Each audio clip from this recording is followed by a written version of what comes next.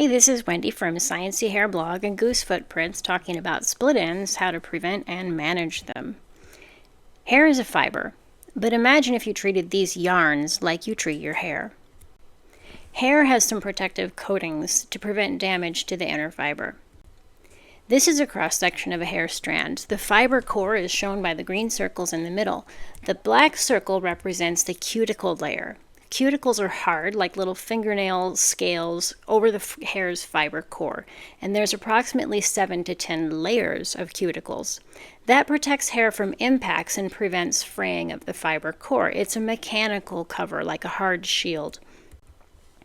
The yellow layer here is the epicuticle, or F layer. It's oil-based and attached to the cuticle surface. This layer is intact in hair which has not had much chemical or mechanical or sunlight damage. It slows the movement of water into and out of the hair. Without this layer, hair soaks up water readily, which causes swelling, and it loses water readily, which results in dehydration and inflexibility. This layer is relevant to split ends for its chemical protection. If there is surface damage to the hair's cuticles, then there is less protection for the inner core from force, friction, and also from water. Force is pressure, impact, stretching, or tension. Force can damage cuticles and it can put stress on the inner fiber itself. Friction can be hairs rubbing against other hairs, between your head and your pillow, or against a headband or a hat. So friction is a lot of things. Force and friction are the two things that cause split ends. Split ends result from mechanical stress, which can be compounded by heat styling by chemical services like highlights, coloring, perms, permanent color, or permanent straightening. As layers of cuticle are lost, the fiber inside becomes more vulnerable to fraying or splitting. And it's easy and also kind of silly to say, well, then don't heat style your hair, don't change the color, don't perm it. That is 100% not real life. And sometimes we get split ends because we have long hair, which tends to be more vulnerable to splits because of just years of mechanical damage. Sometimes we have split ends because our hard water makes our hair more susceptible to breakage, or because a scalp problem affects, or an illness affects our hair's resilience as it grows out of our head. So, rational prevention, you can focus on hairstyling, and lifestyle is one approach, like not sleeping with your body weight on your hair. Flip it over your pillow if your hair is long, wear a sleep bonnet, or use a slippery pillowcase like silk or satin to reduce friction and also distribute pressure. Lubricate dry hair before detangling if dry detangling is what works best for you. Otherwise, detangle your hair when it's wet with conditioner applied. Either way, dry or wet, that lubricant is going to reduce friction and force. Also, relax your neck and your arms and your hands when you're detangling. You want your arms and hands to be loose, and you want to have really good sensation. No tension.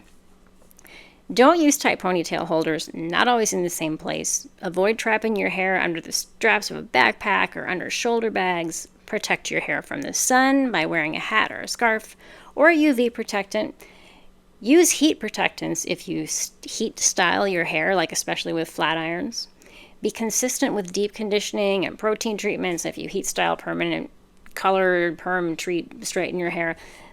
Use treatments that fit your budget and lifestyle. You've got to make it easy to succeed. If we're adding steps that we don't want, it's not going to get done. If your hair is long or even long-ish, give the ends extra care. And for multi-day hair, prepare your hair before you go to bed at night. That could be a hydration spray, a little leave-in conditioner that you rub in your palms and then apply, or a drop of oil to the ends. If your hair is going to get through the night, it needs to be flexible and lubricated. Now, products and things like that. Some products and treatments have demonstrated the ability to reduce breakage in hair or have the potential to reduce split ends.